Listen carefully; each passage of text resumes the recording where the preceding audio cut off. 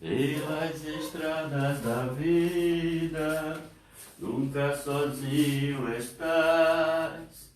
Contigo pelo caminho, Santa Maria vai. Ó, vem conosco, vem caminhar, Santa Maria vem. Ó, vem conosco, vem caminhar, Santa Maria vem. Se parecer tua vida inútil caminhar, pede que abres caminho e outros te seguirão. Ó, vem conosco, vem caminhar, Santa Maria vem. Ó, vem conosco, vem caminhar, Santa Maria vem. Em nome do Pai, e do Filho e do Espírito Santo. Que a graça de nosso Senhor Jesus Cristo, o amor do Pai e a comunhão do Espírito Santo estejam convosco. Bendito seja Deus que nos reuniu no amor de Cristo. Irmãos e irmãs, reconheçamos as nossas culpas e peçamos a Deus o perdão pelos nossos pecados. Estamos no 11º domingo do tempo comum e hoje a liturgia nos promete uma grande informação que é a presença do reino de Deus e do seu grande pregador que é o nosso Salvador Jesus de Nazaré. Por isso reconheçamos as nossas culpas e peçamos a Deus o perdão pelos nossos pecados. Como uma ovelha perdida, pelos pecados ferida, eu te suplico perdão, ó bom pastor. Kyrie eleison, Kyrie eleison, Kyrie eleison.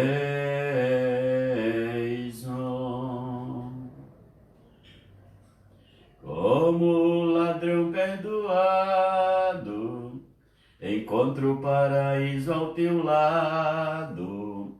Lembra-te de mim, pecador, por tua cruz. Christe eleison, Christe eleison, Christe eleison.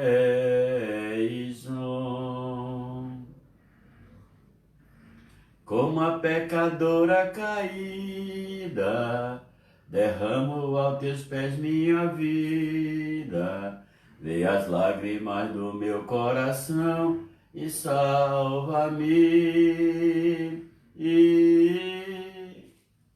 Kyrie eleison, Kyrie eleison, Kyrie eleison.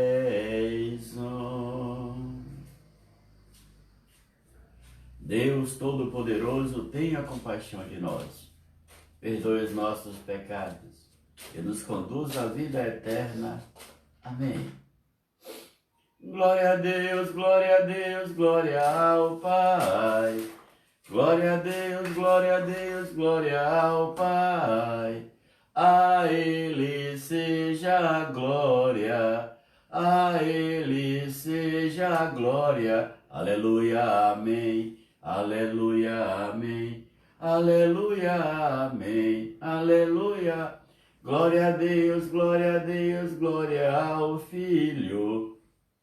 Glória a Deus, glória ao Filho. A Ele seja a glória. A Ele seja a glória. Aleluia, amém. Aleluia, amém. Glória a Deus, glória a Deus, glória ao Espírito Santo. Glória a Deus, glória ao Espírito Santo. A Ele seja a glória, a Ele seja a glória. Aleluia, amém. Aleluia, amém. Oremos. Ó Deus, força daqueles que esperam em vós, sede favorável à nossa pele, como nada podemos em nossa fraqueza, dai-nos sempre o socorro da vossa graça, para que possamos querer e agir conforme vossa vontade, seguindo os vossos mandamentos. Ó nosso Senhor Jesus Cristo, vosso Filho, na unidade do Espírito Santo.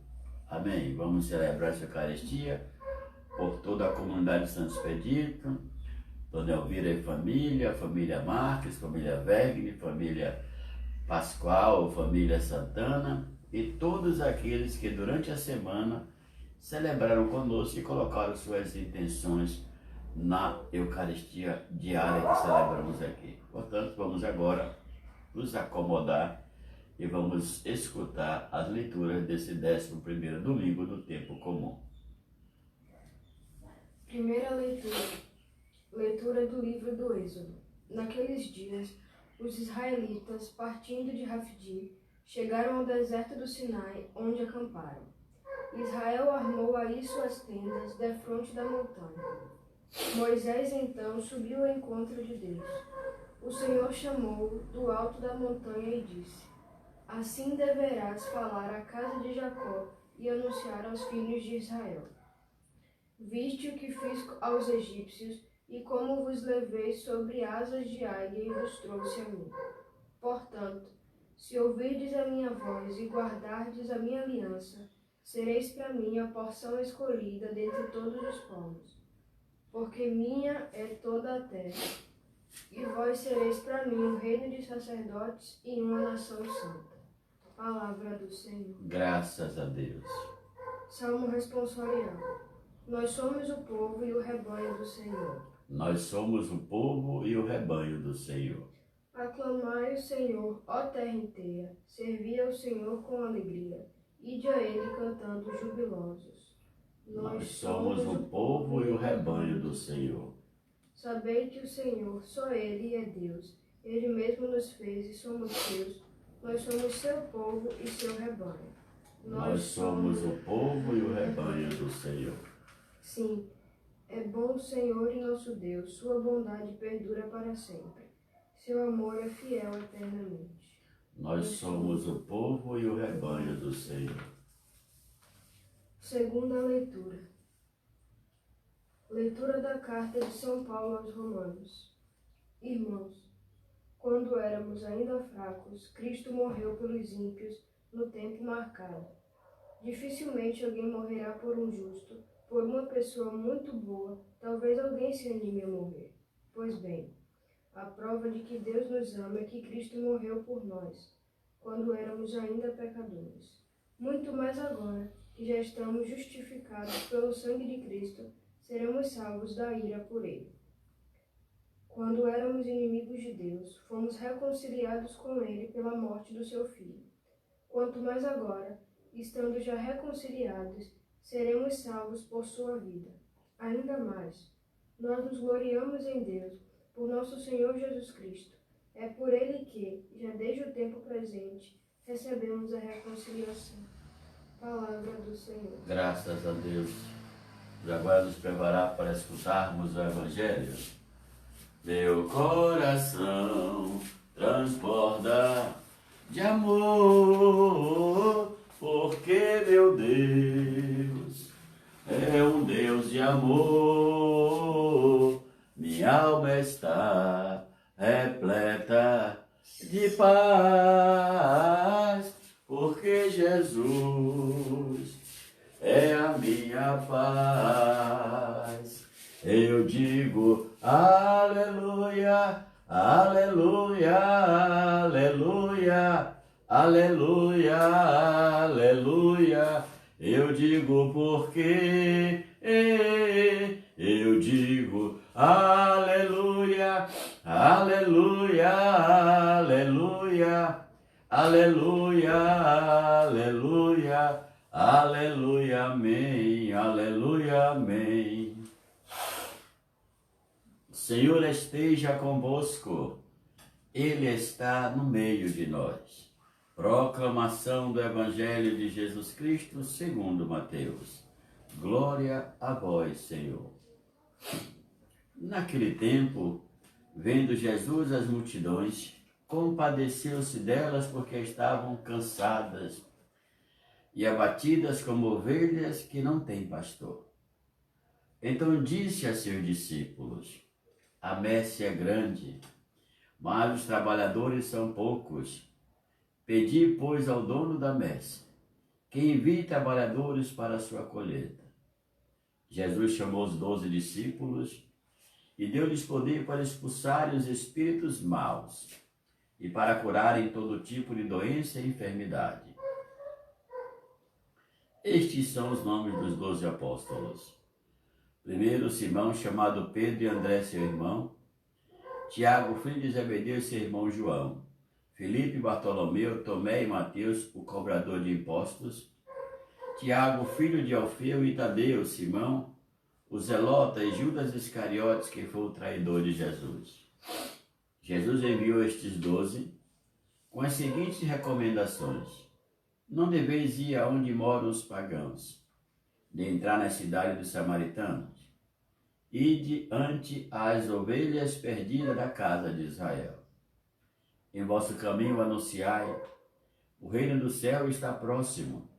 Curai os doentes, ressuscitai os mortos, purificai os leprosos, expulsai os demônios. De graça recebestes, de graça deveis dar. Palavra da salvação.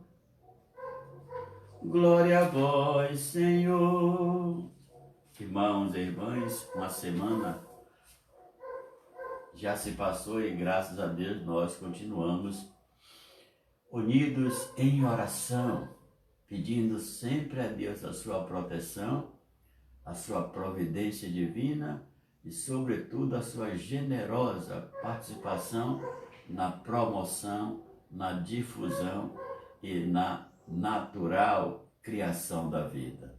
Hoje, o livro do Êxodo nos apresenta 3 meses depois, no máximo 4, quando Moisés deixa o Egito com o seu povo e caminhando e chega até ao local chamado Rafidim, né?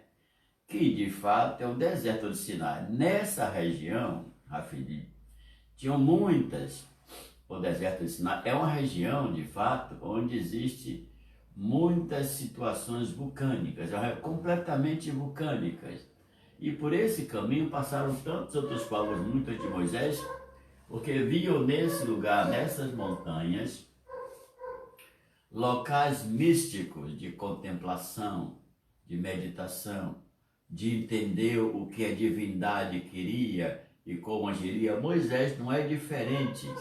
Ele faz esse mesmo caminho até chegar a essa montanha, né? Ficou de frente à montanha. Israel acampou e aí, armando suas tendas, se estabeleceram naquele lugar. É uma forma de parada estratégica, de descanso para continuar naturalmente a caminhada verso a terra prometida. É bem verdade que ele não tem consciência da distância que está entre Rafidim e Palestina. Não tem noção dos problemas que vão acontecer. As coisas vão naturalmente acontecendo à medida que vai se caminhando, tanto no deserto como na vida de cada um. E então Moisés subiu ao encontro com Deus. É bom lembrar que antes era o povo e Moisés que escutava a Deus.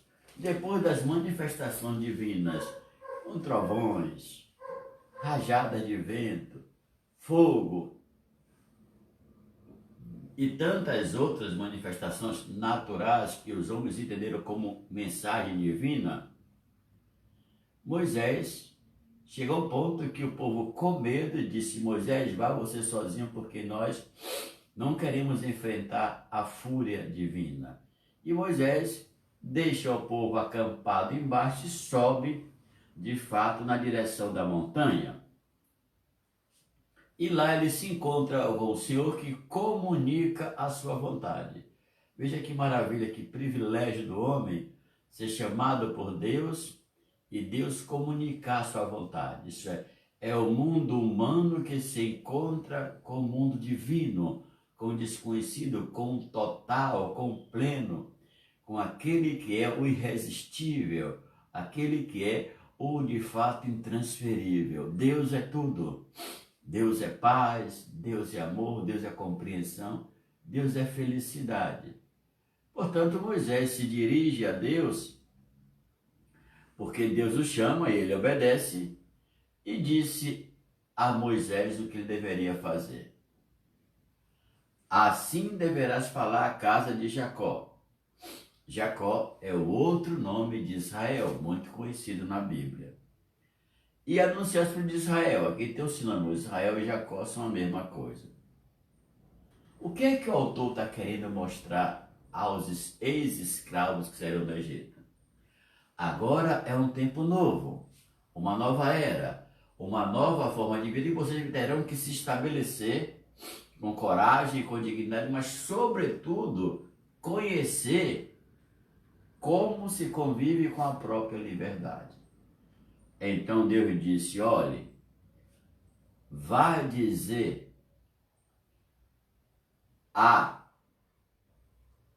o povo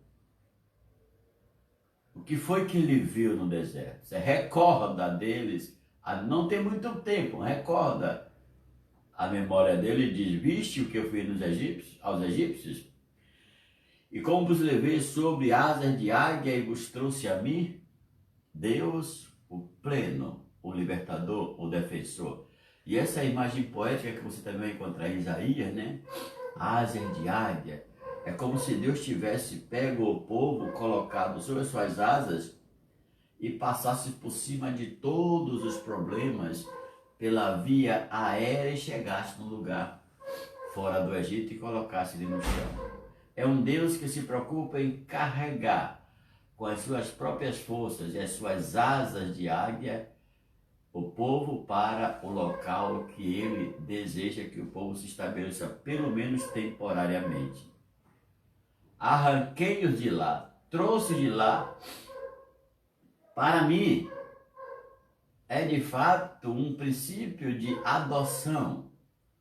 Todo o esforço que Deus faz é porque já escolheu Israel como o seu filho primogênito. No Egito, tinha também outros escravos. O Egito é uma potência nessa época. Mas aquilo que nós chamamos de Israel, aquele pouquinho que restou, que os autores mais sérios afirmam que saiu do Egito aproximadamente 150 pessoas, no mínimo 75 pessoas, porque Moisés não era unanimidade no meio do povo. Muita gente contestava, muita gente tinha se acostumado com a escravidão. Muita gente já tinha perdido a esperança. Aqueles que acreditaram em Moisés, aqueles que seguiram Moisés, eram poucos. Porque se você olhar com o olho racional, você percebe que é impossível um homem fugir do império chamado Egito e chegar fora dali e sobreviver. Aqui você tem que mergulhar, transcender da carne para a fé e perceber que essa saída é uma saída de grande comportamento de homem de fé e de ação divina. E por que se tornou um tanto quanto mais fácil? Porque Moisés era candidato a subir um dia ao trono do faraó. Ele era um príncipe. Então, o príncipe, desde os 3, 4 anos, ele tinha toda a orientação de alguém que vai governar. Até hoje nos países africanos, indonésios, orientais, no mundo inteiro, quem governa por sucessão, né? quem vai governar tem uma educação diferenciada. Então Moisés conhecia muito bem técnica bélica, sobrevivência, técnica de guerra. Moisés conhecia astrologia, filosofia, astronomia, teologia. Moisés conhecia também a magia, né? Então esse homem que vai governar, ele tem um bojo de conhecimento impressionante. Quem dava esse conhecimento? Os sacerdotes do templo do Egito, que eram os grandes pensadores, eram os grandes instrutores dos futuros reis, rainhas e princesas e das famílias muito nobres que existiam no Egito. Só que os filhos do faraó, que eram a divindade, tinham lições particularíssimas para quem ia governar. Diante desse quadro, Deus relata a Moisés aquilo que ele deve fazer as pessoas compreenderem, que não foi por acaso que saíram do Egito, mas foi por causa da sua mão divina e poderosa. O autor continua: portanto, se ouvirdes a minha voz e guardardes a minha aliança, sereis para mim a porção escolhida dentre todos os povos, porque minha é toda a terra.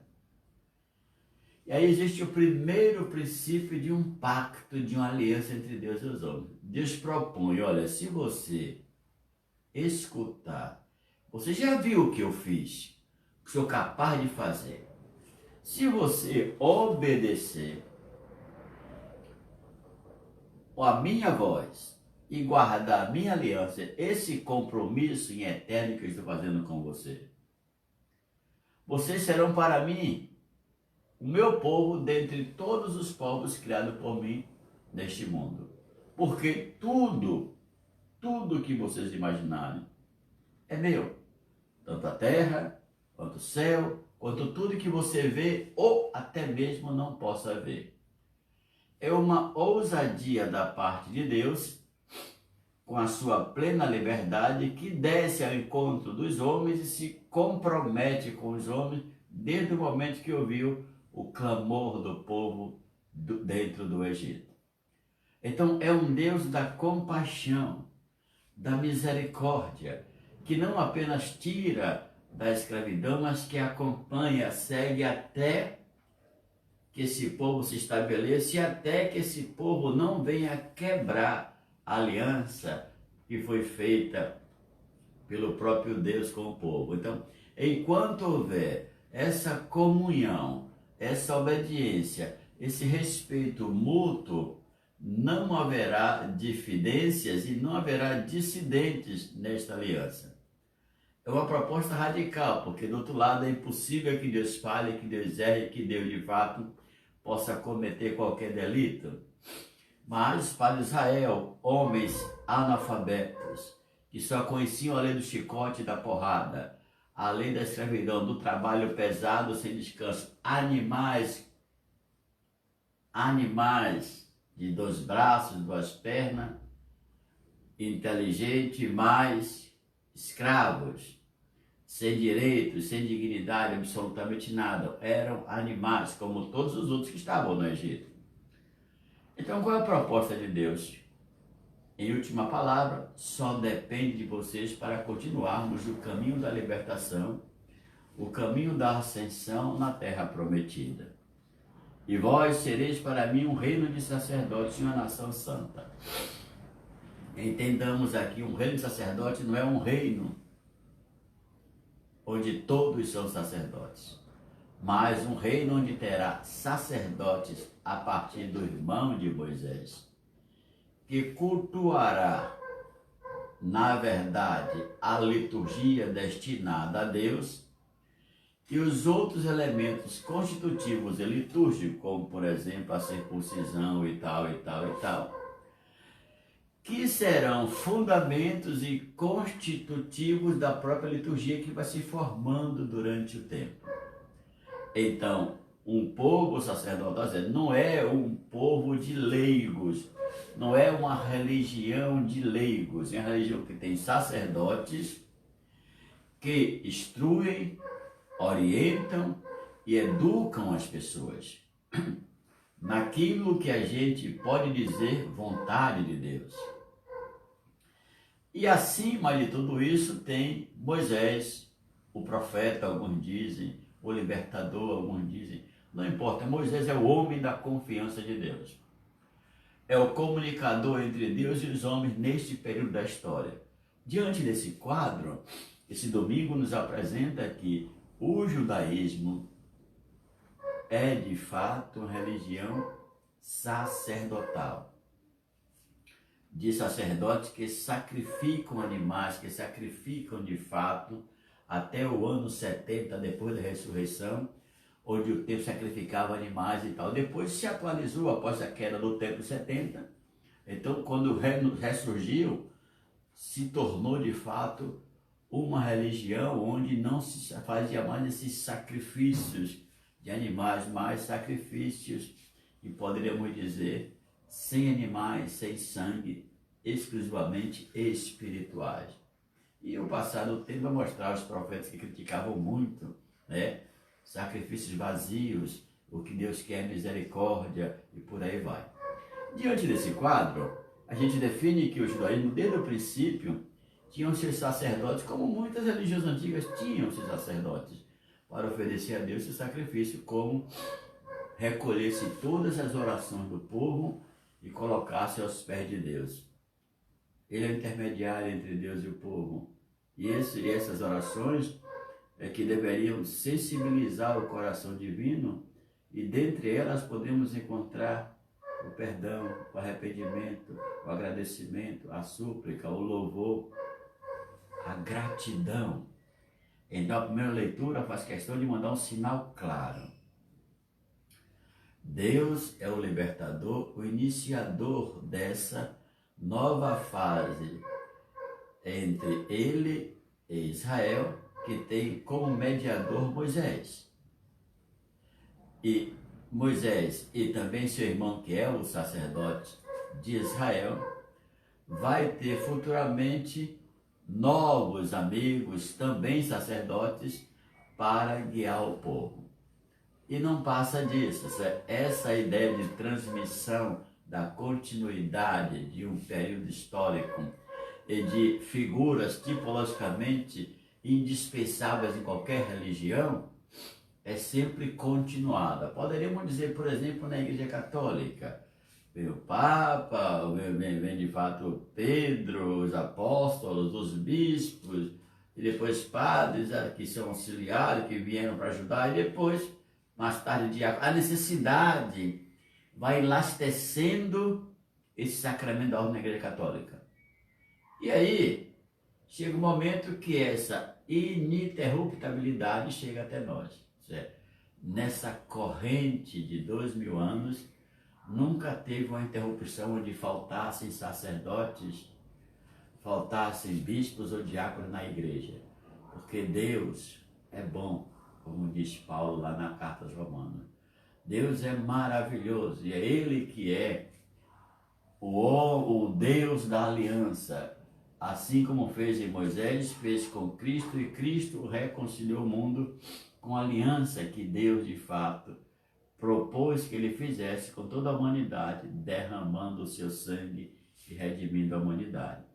Portanto, a primeira leitura mostra que Israel, além de ter uma liderança física, civil e profética, que é o caso de Moisés, também tem essa liderança religiosa, certo?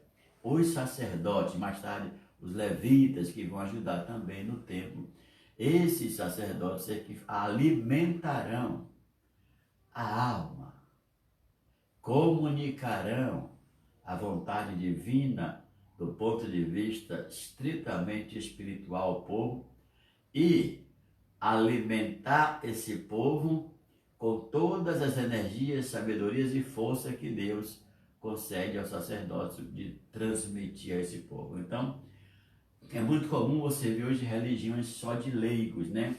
De pregadores e tal, com vários títulos, mas religiões sacerdotais têm outros princípios, outra base, e a história nos mostra que, diante de nossos olhos, a importância de se ter um sacerdote que guie uma comunidade.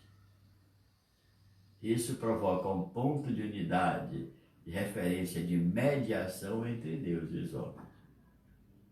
E Moisés continua seguindo a sua caminhada com Deus, esperando que o bom Deus tenha piedade e misericórdia desse povo, como diz mais tarde, de cabeça dura e desobediente, até que chegue à terra prometida. A nossa segunda leitura de hoje da carta de São Paulo aos Romanos, que aqui é discutível, essa carta foi atribuída, mas de fato não se sabe que essa carta seja de Paulo, né? Ora, Paulo lembra que figuras do passado para interpretar o presente. Todos nós temos um passado, não falo do passado histórico, do passado antropológico, do passado ontológico, eu falo do passado de fé. Antes de nos encontrarmos com Cristo, nós éramos assim: vida humana, vida comum, vida natural, independente de pecado, de fraqueza ou de fortaleza. Nós tínhamos essa marca de um todo igual, de sermos sempre alguém semelhante ao outro. Então Paulo lembra o seguinte: quando éramos fracos, quando não tínhamos nenhuma convicção, nem nenhum dado de fé, nenhuma forma de entendimento em relação a Cristo. Por isso éramos todos fracos quando não tínhamos tido a experiência com Cristo. Não tínhamos tocado no verbo da vida e muito menos experimentado a sua doutrina e o seu coração vivo de misericórdia e também de paz. Nós éramos fracos. É por esse motivo, pela nossa impiedade, diria até mesmo pela nossa inconsciência e pela nossa falta de compreensão, a nossa fraqueza espiritual, pelo nosso olhar exclusivamente horizontalista e humano, Cristo, então, mesmo sabendo, ele morreu por nós que éramos fracos e ímpios no tempo marcado. A morte de Jesus não é uma determinação pessoal de Jesus, mas é um projeto de vida do próprio Deus, e para cumprir as Escrituras e para realizar em definitivo a eterna e última aliança, Deus fez de Jesus o seu sacrifício perfumado, agradável ao seu coração, porque Deus viu em Jesus de Nazaré o único humano e também divino capaz de fazer essa grande obra que é salvar a humanidade. Então Cristo não escolheu por quem morrer, não determinou o dia do seu sacrifício. João fala que a minha hora está chegando, chegou a hora, é agora, o Filho do Homem será glorificado. Mas atrás das palavras de João tem a exclusiva vontade divina, a qual Jesus obedece firmemente e fielmente, a qual Jesus se entrega, se doa até a última gota de vida que há nele. Então Paulo explica para que a gente possa sempre lembrar e nunca esquecer que quando éramos naturais, homens sem vida espiritual, sem nenhuma centelha do divino, sem nenhum sopro do Espírito, sem nenhuma graça santificante, Jesus morreu por nós, fracos e ímpios, pecadores e ignorantes. Morreu também pelos idólatras, assassinos, pelos bons e por todos. Aliás, quem é que é bom diante de Deus, vai dizer Jesus mais tarde no Evangelho. E morre no tempo marcado. no tempo que Deus estabeleceu. A coisa foi determinando-se naturalmente até que chega o momento que Jesus precisa se entregar. E isso já estava no projeto consciente de Deus desde a fundação do mundo. Porque Deus sabia que os homens precisavam de Jesus para serem salvos. É nele que está a salvação, na sua figura. Portanto, fora de Jesus, não há salvação.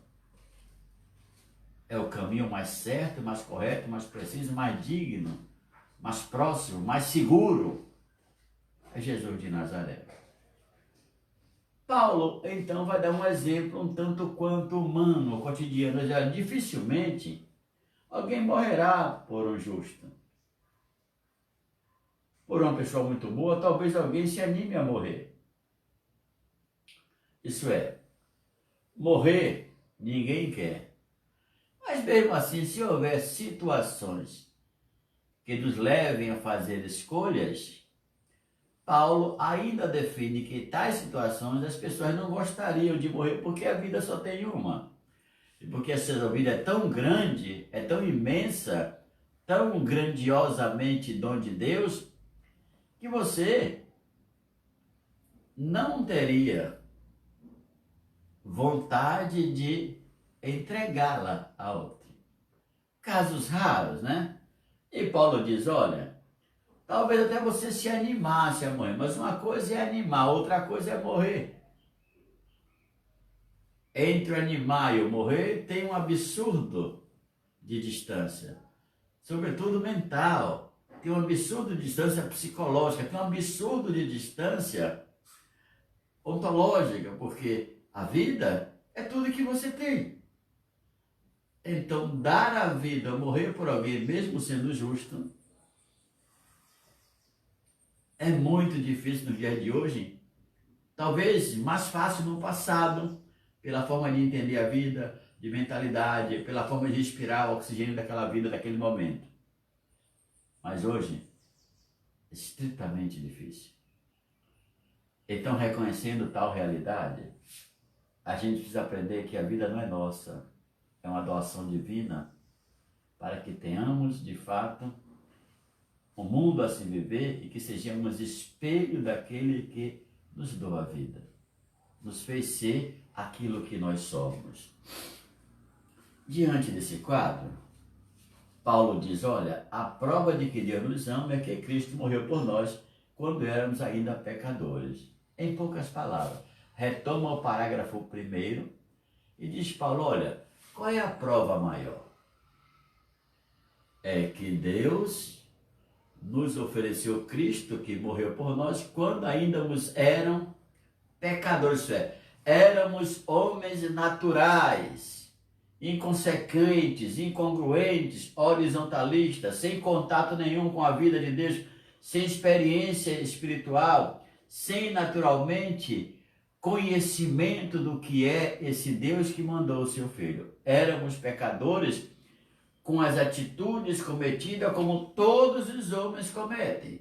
Isso é, não tem um conceito de pecado religioso e sim de coisas sociais ligadas à moral e à ética. Portanto, aqui Paulo lembra que nós estávamos trilhando um caminho completamente diferente. Que quando éramos assim, não havia esperança, não havia salvação, havia sempre a mesmice de sempre. Aquela coisa que se aprende lá na biologia, cabeça, tronco e membro, nasce, cresce, fica cabeça e depois morre. Dentro dessa perspectiva é que se entende esse texto da Carta aos Romanos.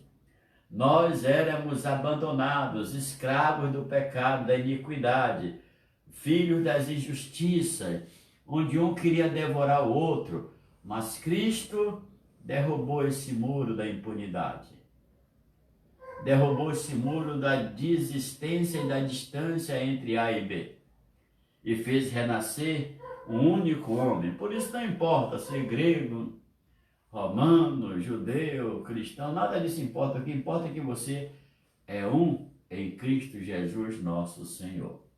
Diante desse quadro, a afirmação de que Cristo morreu por nós, quando ainda eram pecadores, quando ainda não tínhamos nos aproximado de Deus e não tínhamos de fato corrigido a nossa vida com esse espelho do testemunho do próprio Filho, que nos faz repensar tudo que a gente vive, crê e prega.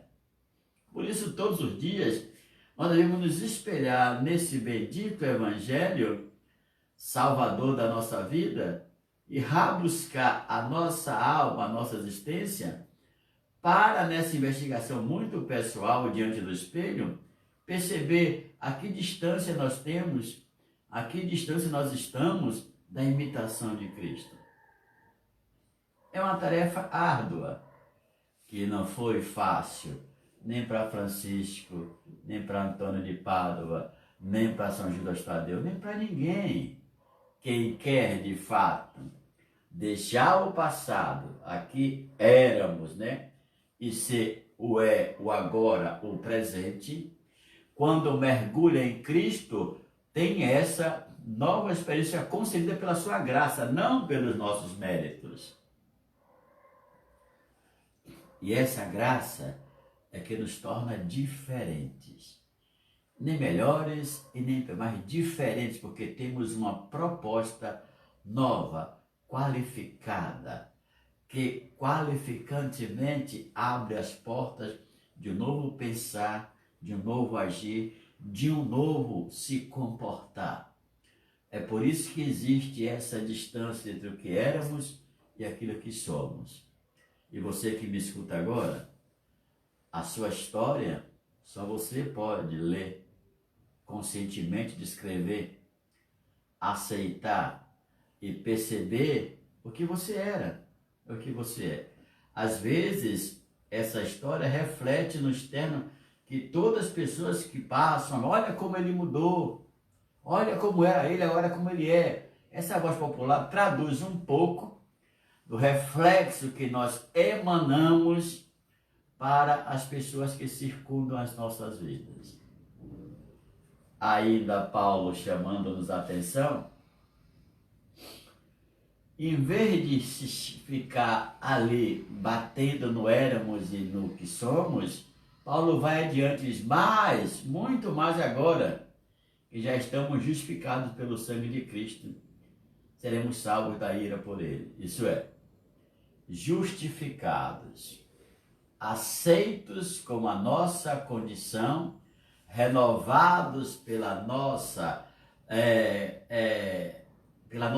vida, porque a graça veio sobre nós, assistidos pela presença divina do Cristo nosso Senhor e conduzidos pelo caminho da salvação.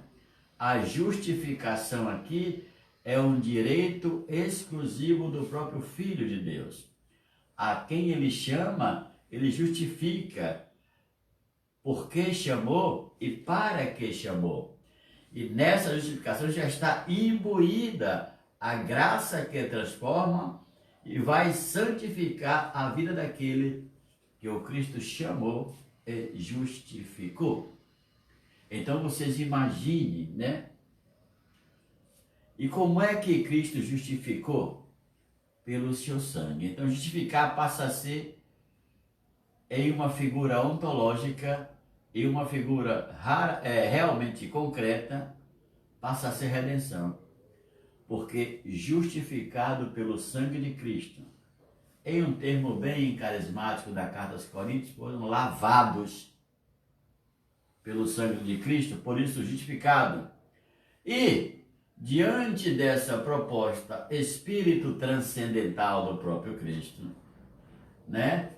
Se sai dessa anomalia do que éramos e passa a ser o que somos depois do encontro com Cristo, que toda essa justificação realizada pelo sangue do nosso Salvador é que nos faz sermos salvos. E diante disso, nos faz cada vez mais longe da ira de Deus. Portanto, tem aqui a promessa da salvação. Por isso você que me escuta, não fica sempre no passado. Não fica na mesma mesmice, não fica na mesma tristeza, com os mesmos amigos de sempre que não deixa você andar e não faz você sair. Aqueles grupinhos alienantes, que tudo se fala, tudo se discute, só não se fala de Cristo nem de mudança de vida. Que tudo se fala, tudo se exprime, mas não se fala naturalmente da experiência religiosa. Isso serve para o grupo do trabalho, da faculdade, da academia, da empresa, onde quer que você seja. A você que foi justificado, que foi convidado a ser salvo, que escapou da ira divina por causa de Cristo, você é a luz do mundo. Você é o sal da terra. Você não é um filho da omissão, você é um filho da proclamação da salvação. Você vem dessa árvore cristológica que abre espaço, derruba os muros e corajosamente fala de salvação, de reconciliação, de bem, de amor, de paz, de coisas que são elementos constitutivos e atributivos do próprio Deus. Então, às vezes, a vida nos leva aos mesmos ambientes, às mesmas pessoas, às mesmas coisas, às mesmas formas de pensar, que nós parecemos até uma seitazinha bonitinha, onde tudo é perfeitinho, mas Deus não entra nesse muro que vocês colocaram. Abram as portas para o Redentor. Deixa que Ele entre. Deixa que Ele tire você desse passado cruel, desse passado terrível, que você não consegue se libertar. Abra as portas para o Redentor. E que o Redentor seja a sua referência principal, a sua causa de vida e de alegria, de paz e serenidade. Abram as portas para o Redentor. Ele está batendo, Ele quer entrar, Ele precisa de você. Ele deseja que você quebre essa crosta da mesmice, das invenções ideológicas e estruturais, da pobreza inquietante da alma que geme necessitada de Deus, desse espírito gelado que não aguenta mais os tormentos e as tristezas do mundo. Abram as portas para o Redentor, porque Ele vive e vive sempre. E então, dessa forma, Ele vos reconciliará com Deus, porque já fomos reconciliados pela morte do seu Filho. Deus já nos reconciliou em Cristo quando Ele morreu na cruz. E agora, reconciliados, seremos salvos por sua vida. A promessa da salvação vem por meio da reconciliação. Por quê? Ninguém vai entrar na casa de Deus se não se reconciliar, se não perdoar, se não acolher. Aí vai uma outra dica, né? Como diz os mais modernos, hashtag fica a dica. Perdoa. Pacientemente perdoa. Todo o processo de cura interior tem que ter o perdão, senão você não se cura. Perdoa. Perdoa e perdoa. E deixa Deus aquecer o seu coração com a bondade, com a alegria de ser livre, porque a ausência do perdão nos escraviza. Tanto perdoar como ser perdoado está lá na oração universal que é o Pai Nosso. Reconcilia com os homens, reconcilia com Deus em Cristo Jesus e segue sua vida em outro prisma, incomparavelmente diferente daquilo que você vivia antes, sobretudo do ponto de vista espiritual e psicológico. Reconcilia, deixe-se reconciliar com Cristo nosso Senhor, o enviado de Deus. Porque somente assim nós seremos salvos por sua vida perdida na cruz e por sua vida reencontrada na ressurreição. Ainda mais, né, diz Paulo, nós nos gloriamos em Deus por nosso Senhor Jesus Cristo. Não temos outra glória a não ser Cristo. Os homens são interessantes e às vezes inadequados, né? Nessa sociedade pedante, podre, hipócrita, que vive de aparência, quando alguém tem o título, galga e consegue chegar, todos aplaudindo, mesmo que o coração não seja de fato coerente com aquilo, não desejava. Então, essas glórias humanas, a gente não leva nem para o túmulo, porque o tempo se encarrega de fazer se esquecer.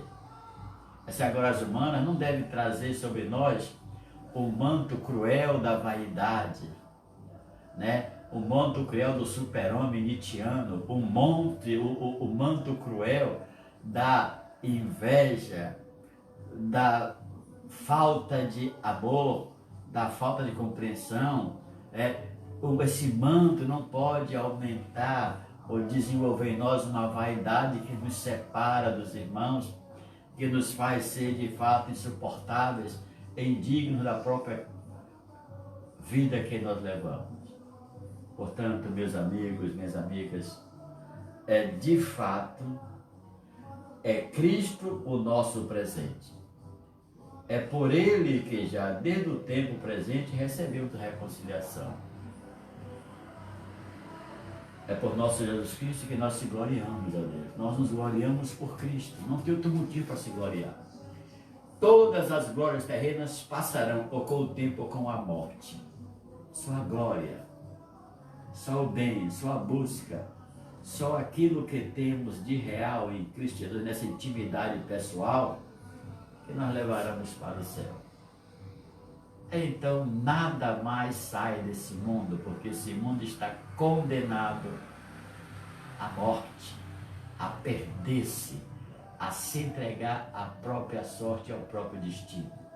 A única salvação do mundo é Jesus, ou uma intensa intervenção divina da parte do Pai. Mas Deus já tem o seu projeto de salvação, que é Cristo Jesus.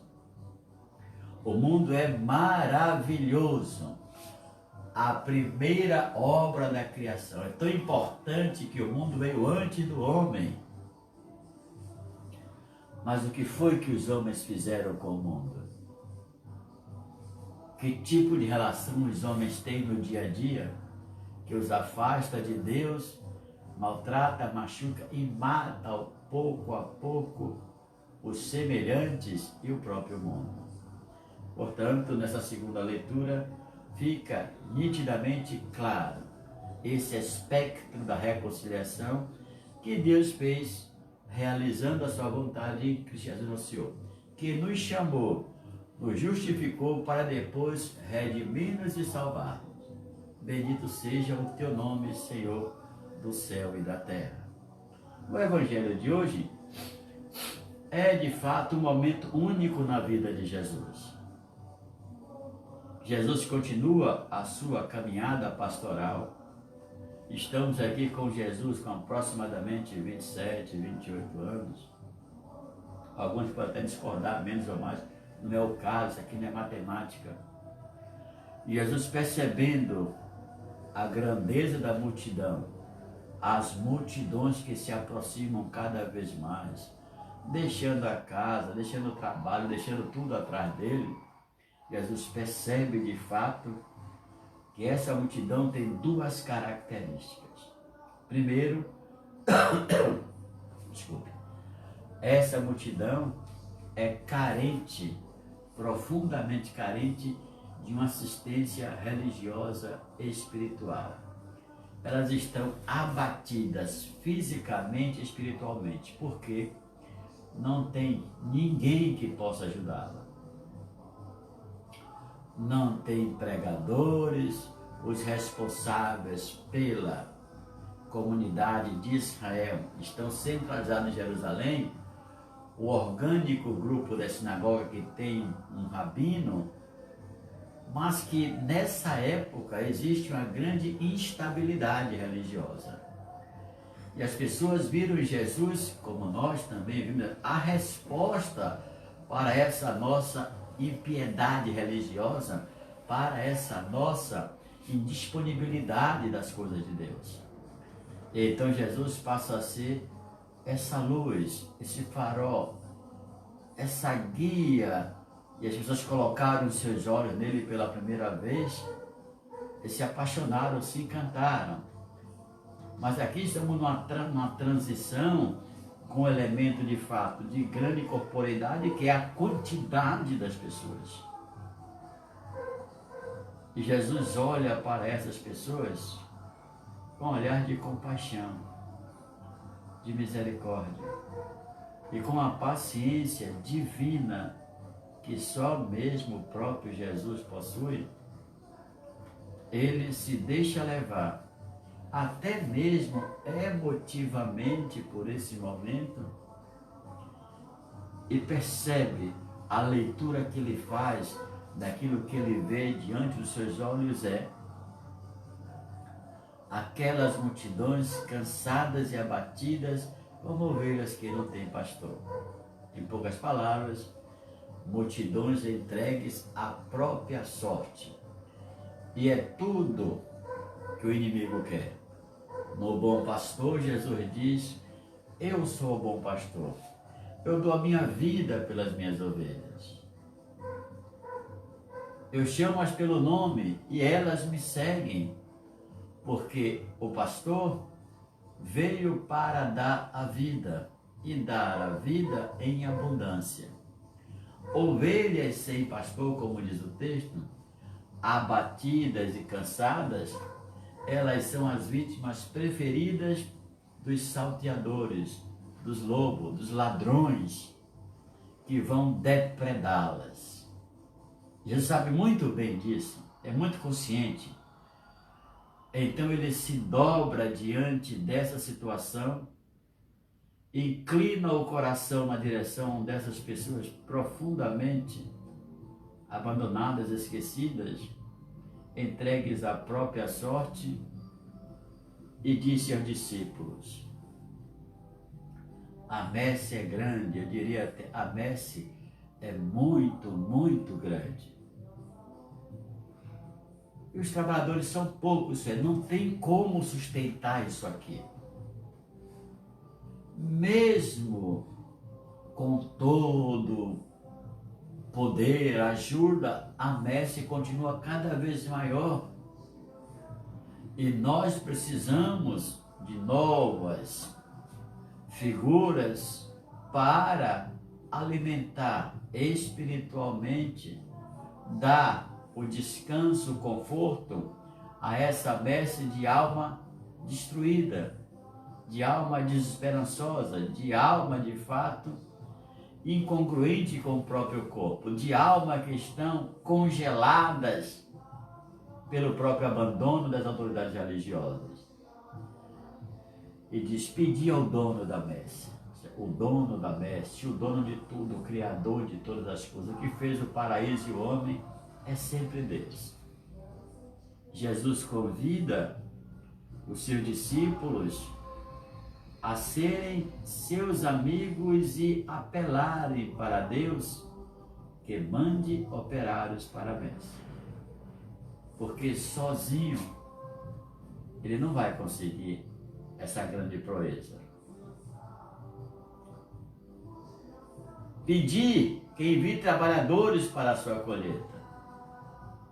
Diante desse quadro, ele encontra um motivo para convidar e assinalar com o seu precioso amor, com a sua preciosa atitude, os primeiros vocacionados a tomarem parte nesse grande projeto de evangelização, que é os primeiros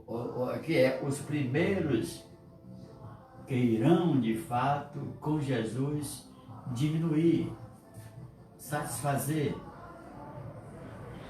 alimentar essa fome de Deus, tentar de qualquer forma diminuir esse abandono, essa tristeza e abatimento que a alma sofre por não ter saciado o seu desejo de Deus. Jesus chama os 12, né? 12 que tem, na verdade, a simbologia das 12 colunas do Apocalipse, né? As 12 tribos de Israel e tal, mas na prática sabemos que era um pouco mais de 12. E essas 12 pessoas, assim chamada de apóstolos. Por que apóstolo? A palavra apóstolo do grego significa martírio. O que é isso? Mártir, aquele que viu, aquele que está vendo, testemunhando, está vivendo aquilo que está vendo e testemunhando. Certo? Não é algo comum, é chamado a ponta de dedo aqueles que Jesus percebeu que tem o perfil digno, que tem a capacidade extraordinária de ajudar nesse processo de evangelização.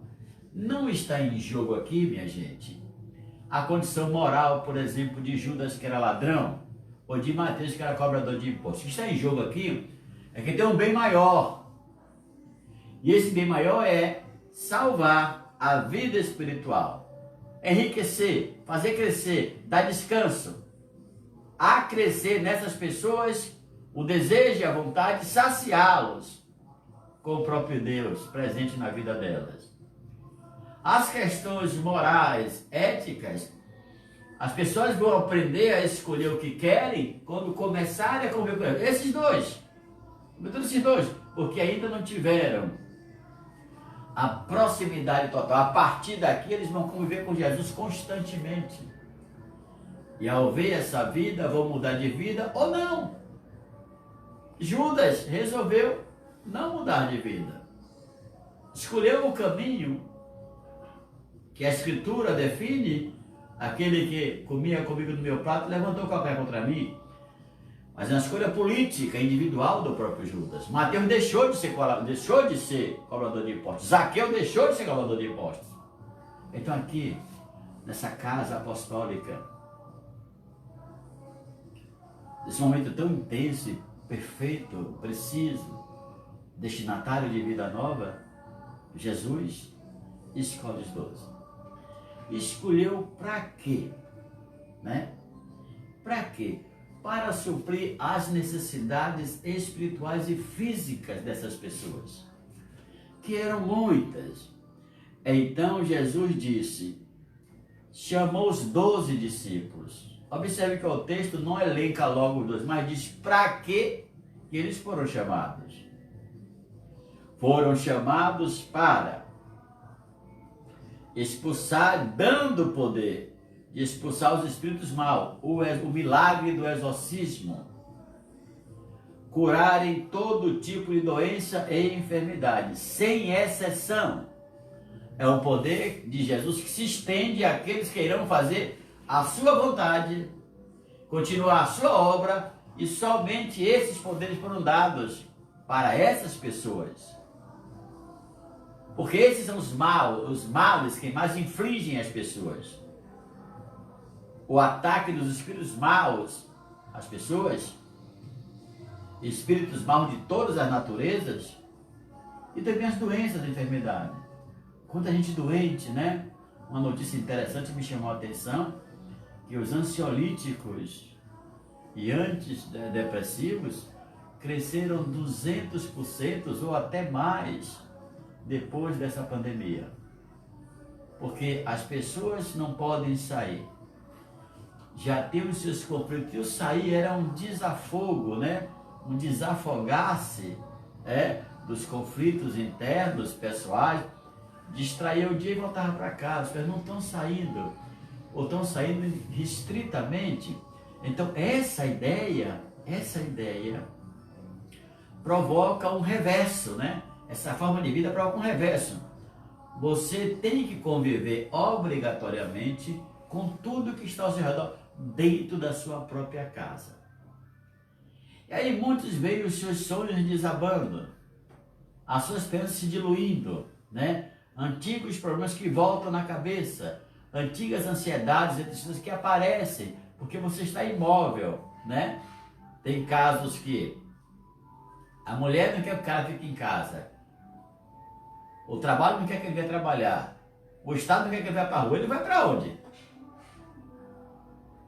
Então, minha gente, o período da paciência, da compreensão e de muita criatividade. Sobretudo criatividade mental, física. Faz coisas manuais, faz coisas literárias, usa a cabeça. Porque, de fato, o que não falta no nosso momento mundial são pessoas enfermas e de todos os outros. Não é que com a pandemia as outras doenças tinham desaparecido. Absolutamente. Continuam a ferro e fogo machucando e maltratando a humanidade. Né? A gente esquece às vezes que a chikungunya continua ativa. A dengue e as outras que vêm também ativas. Então, em vez de ter aquele cuidado perentório que tínhamos sempre, duplicou isso aqui. Qualquer coisa é sinônimo de prevenção, de assistência e de cuidado. São para essas coisas que Jesus chama as pessoas. Então hoje você chama por Jesus.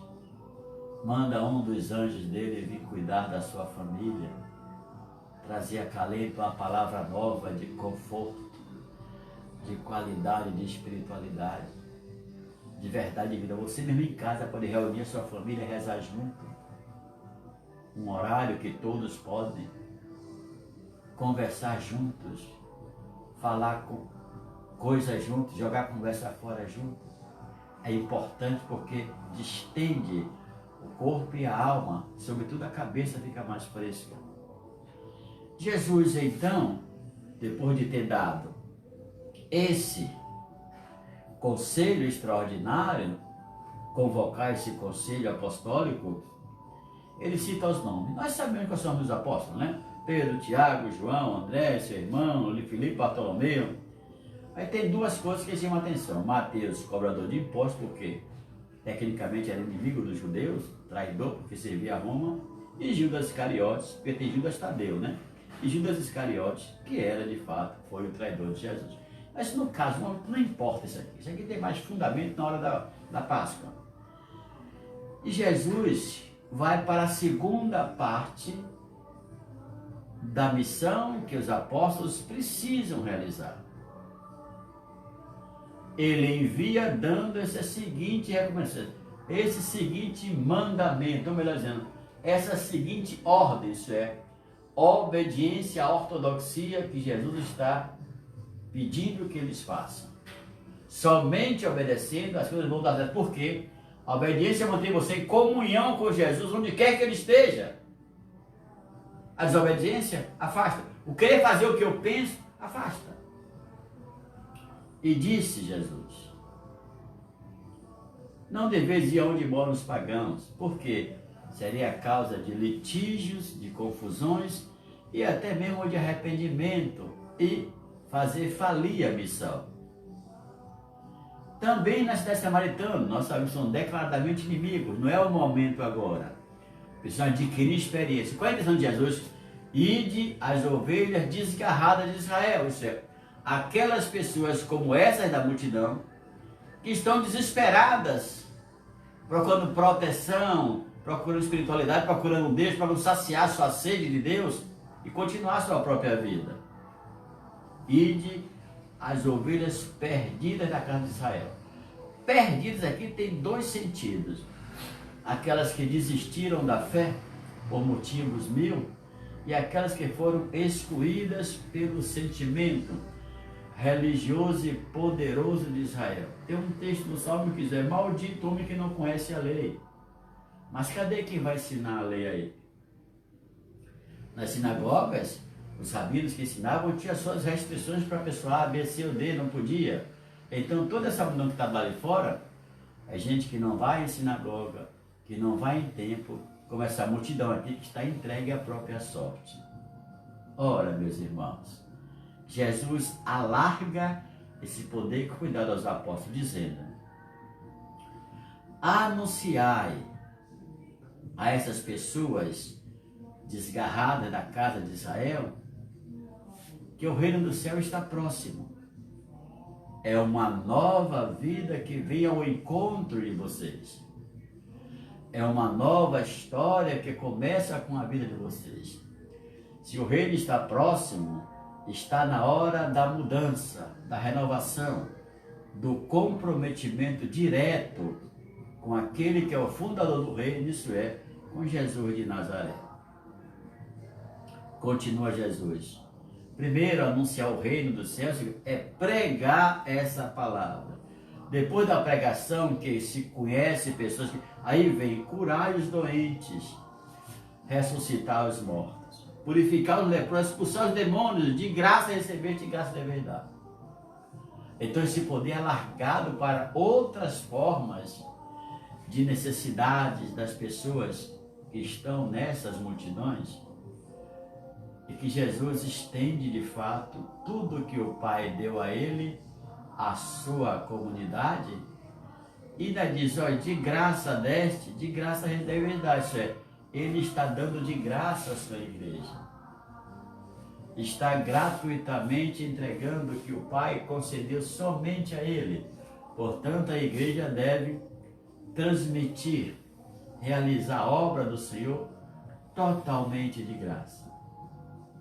E aí você pergunta, mas padre, como isso pode acontecer? Olha o mundo de hoje, como mudou, tudo é pago, tudo é grátis. Claro que tudo é pago. Mas a raiz de tudo isso é que o homem foi justificando cada vez mais e com maior habilidade, né, a maneira de acumular riquezas religiosas por mil motivos, e foi se distanciando da pobreza religiosa. Dizia São Francisco de Assis no seu leito de morte, aos que estavam próprio Leão e companhia, dizia Francisco, meus irmãos, eu deixo para você a minha pobreza, que é a minha riqueza. Tome conta da minha riqueza, que é a minha pobreza. Quanto mais continuarmos a justificar coisas desnecessárias, coisas que de fato são caprichos pessoais, mas distantes do Evangelho estaremos, consequentemente mais distantes de Cristo. No mundo moderno, onde a religião passa por três caminhos. Primeiro, a comunicação midiática, que custa uma fortuna ter uma televisão e transmitir para o resto do país.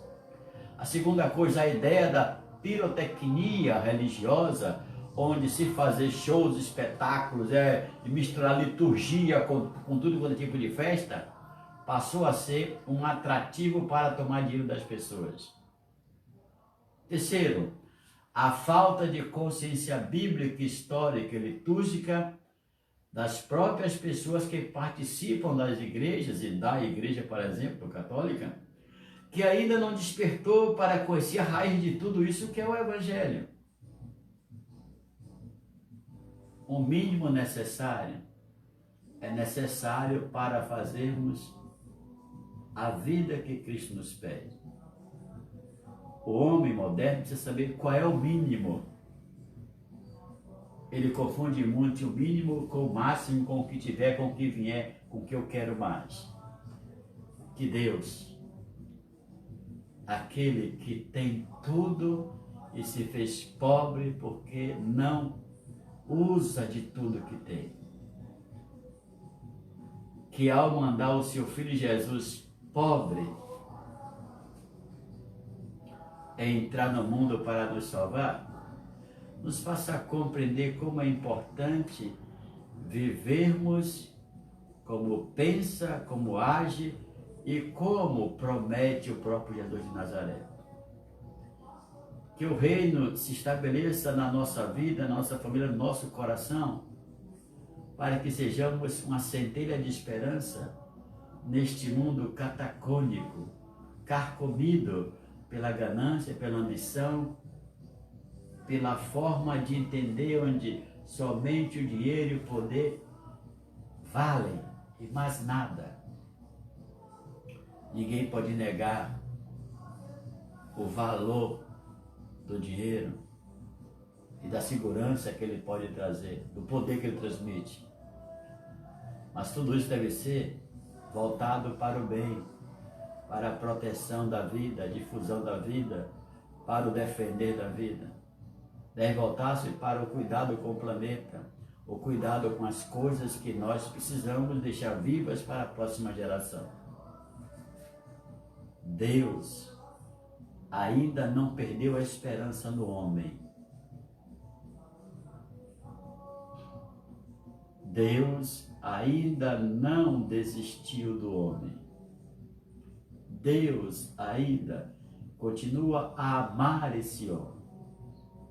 Portanto, homem que me escuta nesse momento, não importa se seja na Itália, na Rússia, nos Estados Unidos, na Bahia, ou em Tancredo Neves, ou na Liberdade, não importa.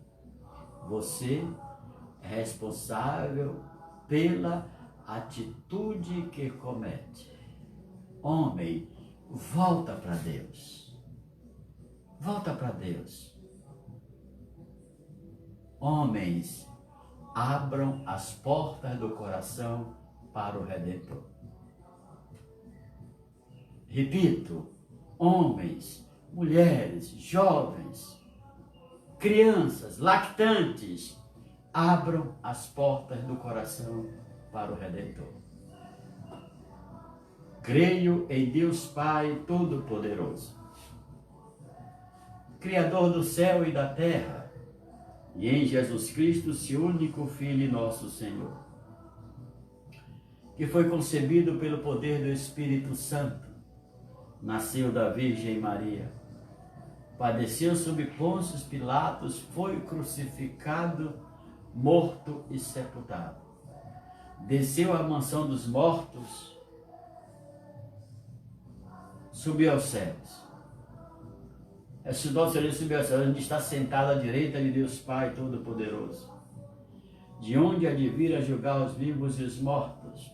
Creio no Espírito Santo, na Santa Igreja Católica, na comunhão dos santos, na remissão dos pecados, na ressurreição da carne, na vida eterna. Amém.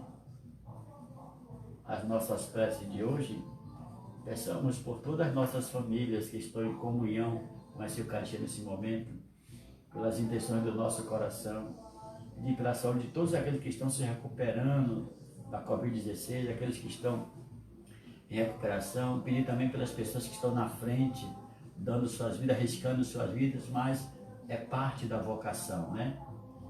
Que o Senhor as proteja, as guarde com todas as bênçãos e alegrias desse mundo, que satisfaça a sua necessidade espiritual e encoraje cada um de vocês para realizar o bem maior, que é salvar vidas.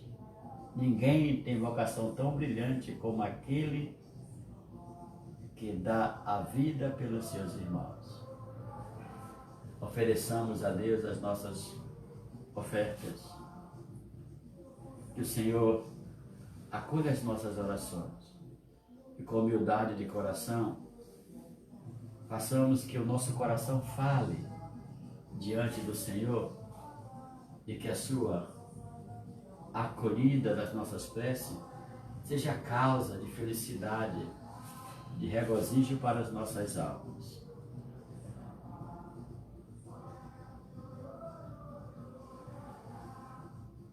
Minha vida tem sentido cada vez que eu venho aqui e te faço meu pedido de não me esquecer de ti. Meu amor é como este pão que era trigo que alguém plantou, depois colheu e depois tornou-se salvação e deu mais vida e alimentou o povo meu.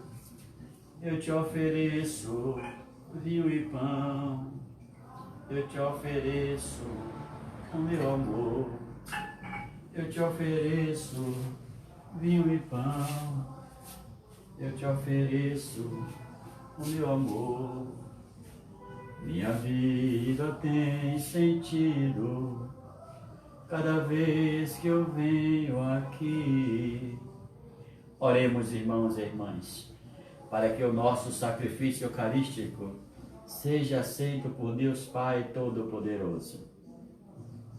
Ó Deus, que pelo pão e o vinho alimentais a vida dos seres humanos, renovais pelo sacramento, fazei que jamais falte esse sustento ao nosso corpo e à nossa alma por Cristo nosso Senhor.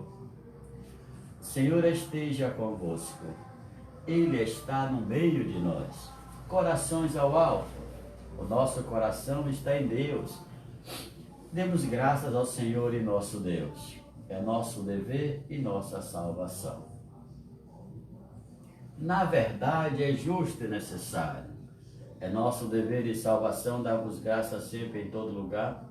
Senhor Pai Santo, Deus eterno e todo-poderoso, por Cristo, Senhor nosso. Quisestes que Ele fosse o fundamento de todas as coisas e a todos deste participar de sua plenitude. Sendo verdadeiro Deus, despojou-se de sua glória e pelo sangue derramado na cruz, trouxe a paz ao mundo inteiro. Elevado acima de toda a criatura, tornou-se a fonte da salvação para todos os que fazem sua vontade.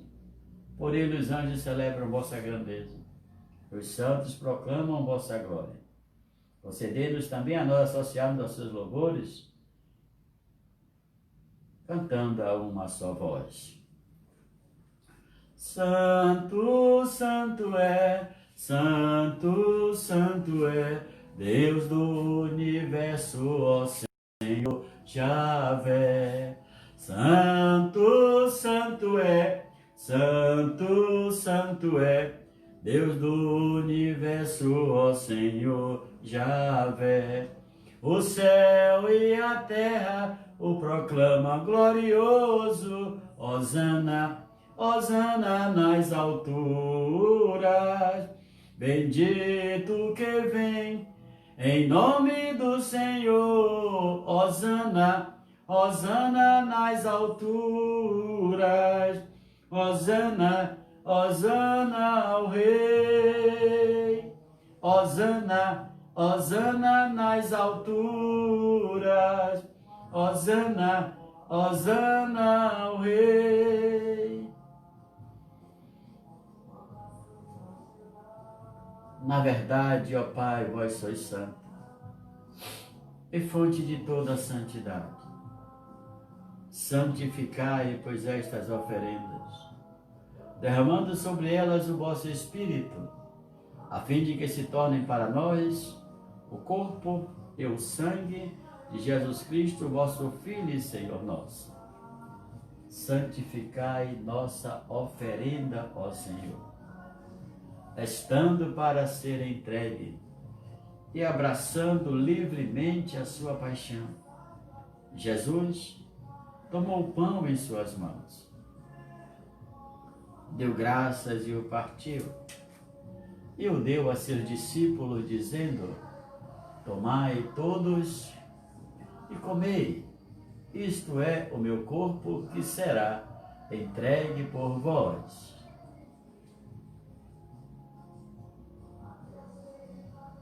Meu Senhor e meu Deus, eu creio, mas aumentai a minha fé.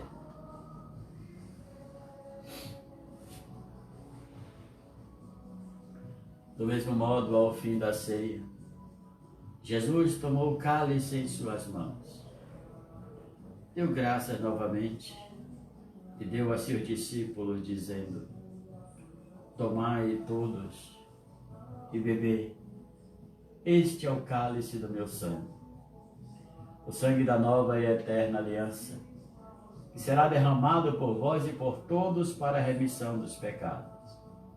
Fazei isto em memória de mim. Meu Senhor e meu Deus, eu creio, mas aumentai a minha fé. Eis o mistério da fé. Anunciamos, Senhor, a vossa morte, e proclamamos a vossa ressurreição. Vinde, Senhor Jesus. Celebrando, pois, a memória da morte e ressurreição do vosso Filho, nós vos oferecemos, ó Pai, o pão da vida e o cálice da salvação. E vos agradecemos porque nos tornaste dignos de estar aqui na vossa presença e vos servir. Recebei, ó Senhor, a nossa oferta. E nós vos suplicamos que, participando do corpo e sangue de Cristo, sejamos reunidos pelo Espírito Santo num só corpo. Fazei de nós um só corpo e um só Espírito. Lembrai-vos, ó Pai, da vossa Igreja, que se faz presente pelo mundo inteiro. Que ela cresça na caridade com o Papa Francisco, com o nosso Bispo Morino e todos os ministros do vosso povo. Lembrai-vos, ó Pai, da vossa Igreja. Lembrai-vos também dos nossos irmãos e irmãs que morreram na esperança da ressurreição. E de todos os que partiram desta vida, acolhei-os junto a vós na luz da vossa face. Lembrai-vos, ó Pai, dos vossos filhos. Enfim, nós vos pedimos, tende piedade de todos nós, e dai-nos participar da vida eterna com a Virgem Maria, Mãe de Deus, com os santos apóstolos, Santo Expedito e todos os que neste mundo vos serviram, a fim de vos louvarmos e glorificarmos por Jesus Cristo, vosso Filho. Concedei-nos o convívio dos eleitos. Por Cristo, com Cristo e em Cristo. A vós, Deus Pai Todo-Poderoso, na unidade do Espírito Santo, toda honra e toda glória, agora e para sempre. Amém.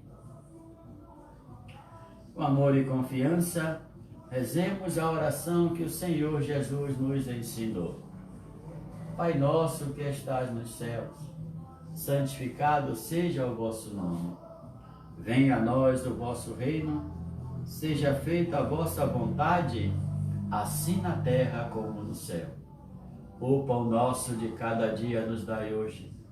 Perdoai as nossas ofensas, assim como nós perdoamos a quem nos tem ofendido, e não nos deixeis cair em tentação, mas livrai-nos do mal.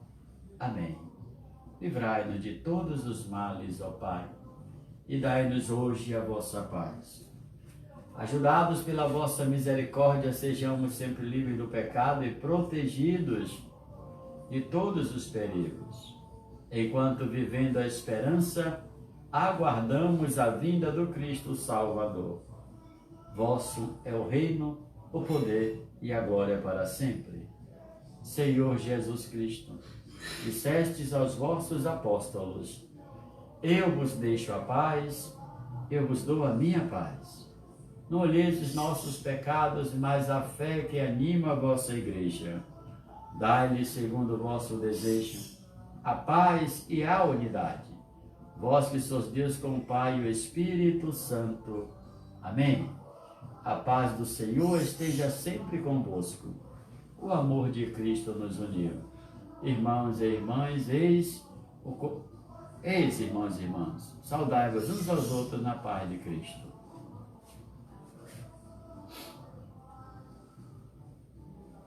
Cordeiro de Deus, que tirais o pecado do mundo, tende piedade de nós. Cordeiro de Deus, que tirais o pecado do mundo, tende piedade de nós. Cordeiro de Deus, que tirais o pecado do mundo, dai-nos a paz. Felizes os convidados para a ceia do Senhor. Eis o Cordeiro de Deus, que tira todo e qualquer pecado do mundo. Senhor, eu não sou digno que entreis em minha morada, mas dizei uma só palavra e serei salvo. Que o corpo de Cristo os guarde para a vida eterna. Amém.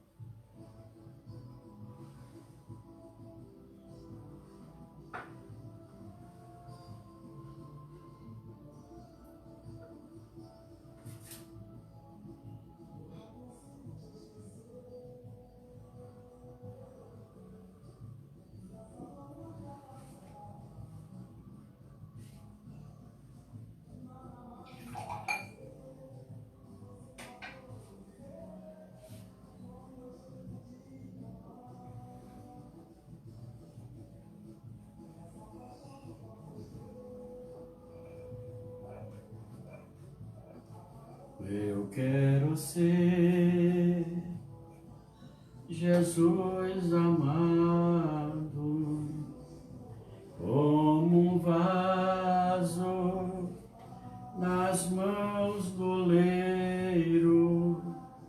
Rompe minha vida, faz-me de novo. Eu quero ser um vaso novo. Oremos. Pai Santo, guarda no teu nome o que me destes, para que sejam um como nós, diz o Senhor. Ó Deus, esta comunhão na Eucaristia prefigura a união dos fiéis em vosso amor. Fazer que realize também a comunhão na vossa igreja, por Cristo nosso Senhor. Amém. Lembrando aos devotos de Santo Expedito, aos amigos que querem nos ajudar, passa ainda hoje na comunidade de Santo Expedito e vai lá e nos ajuda, porque precisamos da sua ajuda, né? Desejo a todos uma semana maravilhosa, um domingo cheio de felicidade e serenidade. O Senhor esteja convosco, Ele está no meio de nós. E a bênção de Deus Pai Todo-Poderoso, o Pai, o Filho e o Espírito Santo. Amém. Vamos em paz, porque o Senhor nos acompanha. Demos graças a Deus. Maria de Nazaré, Maria me cativou, fez mais forte a minha fé e por filho me adotou. Às vezes eu paro e fico a pensar, e sem perceber me vejo a rezar. O meu coração se põe a cantar pra Virgem de Nazaré. Menina que Deus amor escolheu, pra mãe de Jesus, o Filho de Deus. Maria que o povo inteiro elegeu, Senhora e Mãe do céu. Ave Maria, Ave Maria, Ave Maria, Mãe de Jesus. Fica com Deus até amanhã, se Deus quiser, às 19h30. Deus vos abençoe.